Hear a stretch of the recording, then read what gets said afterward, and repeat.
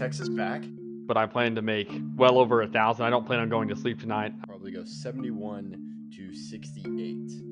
UNC versus Kansas. Why did that get bring up? Why are we doing that? Woo-sooey, pig-sooey.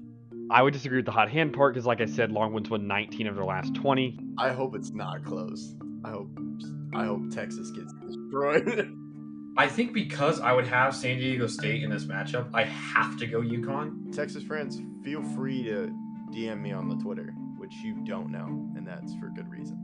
Hey y'all, my name is Riley Dutcher, and I'm smarter than all you guys because I won Outsiders Opinions Second Bracket Challenge. Now back to Austin and Kevin. What's up, y'all? Welcome to our NCAA Opinions of the Week. We are a day later than I said in the previous episode, where we reviewed the Elite Eight and talked about the Final Four. I almost teased my prediction, but that's actually for this video. And the man that caught me and that I've been ranting to off camera, off the record, Austin. Final Four. Who would have thought that NC State and Alabama would make it? I know a lot of people definitely predicted that UConn and Purdue would, especially because of how weak the Purdue side was. But I'm excited for this Final Four. It should be great. Yeah, I agree. And let's get into it. I think. So, do you just want to go over UConn, Alabama? Because I think UConn is going to win. We've talked about it. Just looks like they're going to repeat. UConn is going to 20 ball Alabama, and it's no knock against Alabama.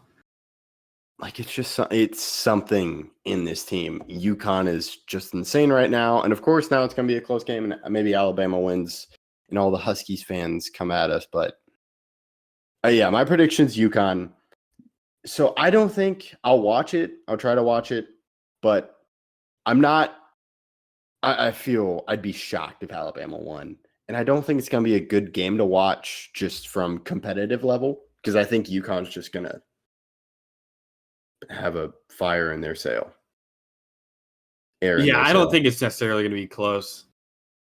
However, I will say they have a chance, just because Grant Nelson could guard Klingon, but it's just how will everyone else work? Because Alabama plays such a high pace that it's going to be hard defensively to keep up, and I think UConn will beat them by like 20 or something. Yeah, no shame to Alabama. It's just what UConn is doing right now. And you always have a chance. That's why you play the games. And that's what makes March Madness so insane is when teams you think are going to be the champion, they do it. And it is a difficult road for UConn to repeat. We talked about this in our predictions. That's why we didn't pick them. But if they do, it's going to be insane. However, so I compare that is it really going to be entertainment level? Like, I know it's going to be great basketball from UConn. But entertainment level, I think, is going to be good with NC State and Purdue. NC State really has a tough time here because Diarra is probably going to have to guard Edey, but Edey will probably guard Burns, I would think. I think it's going to be a really good game. I'm excited for this one, but I'm going to take Purdue winning it. Purdue's had a not the easiest road ever, but they've had a much easier road than a lot of these other teams getting here, and I think they keep rolling. And credit to Purdue what they did.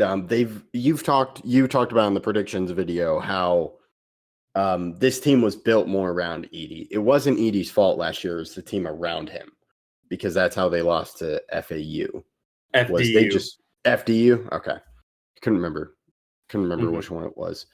But they just did not focus, or they just focused on Edey, and they let other guys bully him. And I believe one of those players, it's the guy that can shoot threes. It's the point guard, I think. Braden Smith. They also have Braden Lawyer. Smith.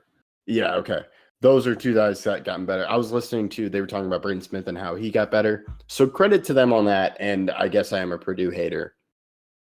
But keep me a Purdue hater because I just love DJ Burns. I'm excited to see DJ Burns versus Zach Edey. Going into Burns will not be guarding Edey. I want that to be known. It will be Diarra. It will be a Diarra, which will also be interesting because Diarra has struggled with fouls. That's true. They have other big men. DJ Burns is not a great defender. Yeah, no. I was thinking of like what you mentioned, Edey guarding DJ Burns. Will Edie get in foul trouble? They don't call many fouls on Edie, even when there are fouls that I think should have been called. Edie ended with one foul in their last game. I thought he should have had it 2 or 3, probably 3 or 4, actually. I don't think he should have fouled out or anything, but there was a lot of fouls I think that they missed. Does DJ Burns get him in foul trouble? If he does, if DJ Burns can get him in foul trouble, I think NC State has a real chance. And here's the thing where I was about to go into NBA talk. So a little teaser for y'all. Make sure you're checking NBA. I don't think ED will do well in the NBA. I just don't see it. But if he plays well defensively against Burns, doesn't foul, that's got to improve his draft stock. At least slightly, but I also don't believe so because he can't shoot anywhere besides the immediate paint, and defenders in the NBA don't foul like these college guys do. They're also bigger, they're also stronger, they're also more technical. I don't think he survives. I think Luka Garza was a better prospect than Edie was when he was coming out of Iowa. And the difference is Garza is actually an NBA rotational player because he could shoot. He's a 7-footer who was very good in the paint, but he could actually shoot and stretch the floor and hit free throws, even though he wasn't a great defender. He doesn't have enough mobility. He really only has a right hand. His left hand is weak comparatively. He has a lot of holes, but in a college game, it doesn't really matter because of his size. Yeah, and my problem defensively, like you mentioned, mobility, you also have the shot, but defensively, how's he going to do? So he could do that against Burns. I just think it's going to be see if like Burns can hit those shots. He's just great. And then he also got the other DJs. So I DJ think Horn. DJ Horner, yeah, or Horn. And then they also have more. Or no, I'm Mitch O'Connell? I'm thinking of O'Connell. I think I'm confusing more for Horn.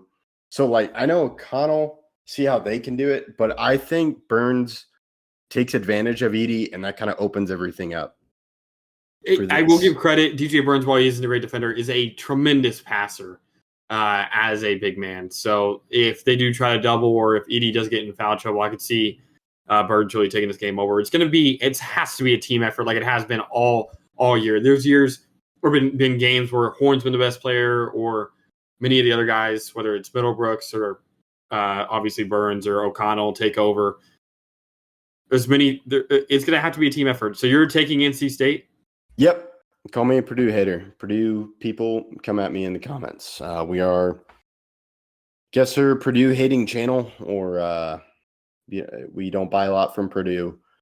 But yeah, so I think it's going to be fun. So we have UConn versus NC State. I have UConn versus NC State. You have UConn versus Purdue. I think either way, UConn is a back-to-back champ. They're too dominant. No. And I think Klingon can actually guard Edie. They have too many big guys. I don't know how anyone defeats this team. Yeah, it's just insane. It looks like they're back to repeat. And of course, we have not done the best. So it looks like someone's going to have a liner. You should be received an email. I know I said that. I didn't send an email last time. That's my bad. But you should send an email. We're going to figure out a liner. We really want to track you down. I want this liner to be a thing. It is a thing. So I will send you 50 emails, or we will send you like 50 emails until you send us a liner that we want. So for the people listening, if you're competing in the group, you're just going to say a liner like we do at the show at the beginning. If you skip over the intro, shame on you. We put a lot of work in that. But yeah, I know I'm going on tangent, but so you just say, yo, here's my name. I won the bracket challenge. You can talk smack.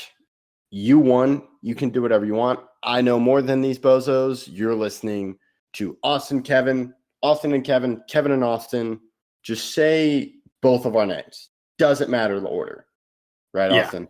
Yeah, I'm not picky about that at all. Yeah. I don't care. Just say both of our names. It's Kevin, Austin for pronunciation. Outsiders' opinions. So do that liner. We'll also help you, but please, if you win, do the liner, because that's the whole point of this bracket. We love doing it. We really appreciate it if you do it.